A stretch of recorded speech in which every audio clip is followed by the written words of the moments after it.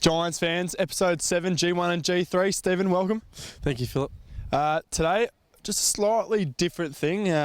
Lots of Twitters, lots of emails, a lot of Facebooks about what we should do this week. And it looks like we'll have a look at the behind the scenes of the players. You know, who helps us out in and around the club. I'm really looking forward to it. I think there's going to be a lot of surprises. I think the support staff, especially some of the physios, not naming anyone, Leroy, soft, but I'm looking forward to it, Phil. You? Let's get stuck in, mate. Giants fans, joined here by Nick Walsh, our Irishman, who's the fitness man. Welcome, Nick. Thanks, mate. Nick specialises in all thing rehabilitation, boxing, everything.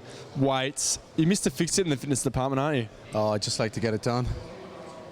You're obviously a man of very few words in front of the microphone, but you like to get around the boys a fair bit. What's one of your favourite pastimes with your players? Oh, I like going to the deli with Cogs. He gives me a text message, and then I get to the deli, and then he's about an hour late showing up, and I have about 6 or 7 cups of tea, and he's still not there. Who's the better Irishman out of you and Satanta? Oh, Satanta. Who's the better hurler? Satanta. Who's the better Gaelic footballer? Oh, I'd kill him. Today we're focusing on the people behind the Giants that not everyone gets to see. Obviously they get to see a little bit of you on the bench. What's your role on match day? Oversee what's happening with the rotations, talk to Barney up in the box. It's Andrew Barnett up in the box with GPS, see how the boys are travelling on the ground, and just basically make sure the bench is functioning as it should. On the weekend, speaking of appearance, I had the short sleeves on in the warm-up, and then you've gone, Cogs, no, put the long sleeves on, looks better. What was with that?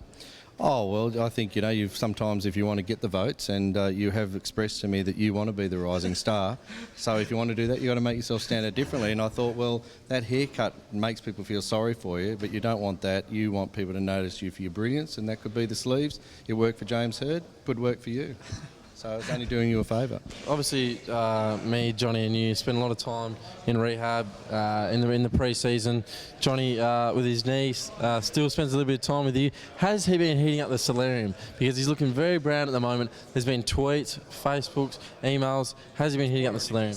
I'll give you the lowdown on Johnny's solarium issues. Look, I said to him a while ago, a passing comment, that they found a link with vitamin D levels and muscle strength. This is something that the Germans used back in the 50s. Now, I didn't think he'd take me seriously. Obviously, he has. Since then, he bought a 10-pass solarium visit, and I think he's been using it. Giants fans, we're joined here by John, our head trainer. John, welcome. Hi, welcome everyone. Obviously very nervous. Last name's McInerney. It's very hard to pronounce. How do you pronounce it? It's McInerney. Very close. It's obviously a very difficult name, but word from within the boys is that won't be a last name for too much longer. Oh, I won't be changing mine. Obviously dating Sheedy. It's obviously Jess Sheedy, so it's obviously a bit awkward around the club at times between you and Kevin. No. We get along pretty well. Keep work at work, and home life's totally different.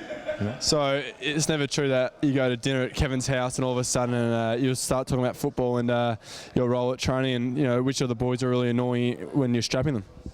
No, well, when we talk around the table, it's normally about how well you're playing, actually. Oh, that's good. Yeah. I'm glad that comes up. Oh, sorry, just admiring Conigolo's face on the post. Well, we're joined here by Melissa Lambert. Melissa, welcome. Thank you.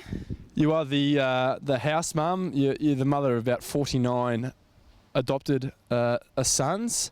So welfare manager, obviously, rewarding job. It's very rewarding. I wouldn't say I was a welfare manager, although... You're close. Close, yeah. Otherwise Craig will get very cranky. Very true. Would you say it's rewarding or painful?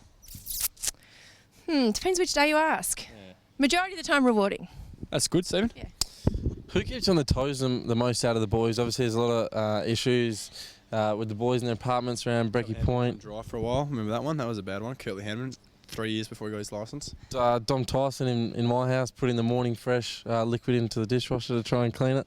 What are the more funny ones, and who keeps popping up? I would say the Townsend Cameron household pops up a fair bit. Simple things like the oven not working, but there's actually a switch to turn the oven on where I would give them the benefit of the doubt, except they had the toaster plugged in one side and the kettle plugged in the other side, so they clearly had to see it. Who else? There was a couple of the boys that had hoses from their laundry plugged into the wrong places, so they flooded their laundries. So I could write a book. It'd be very entertaining.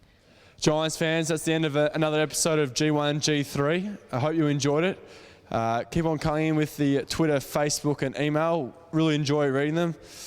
The more the merrier, I say. Obviously, tweet either Stephen or myself or the Giants, and we'll get back to you as much as we can. So until next week in another episode, go Giants.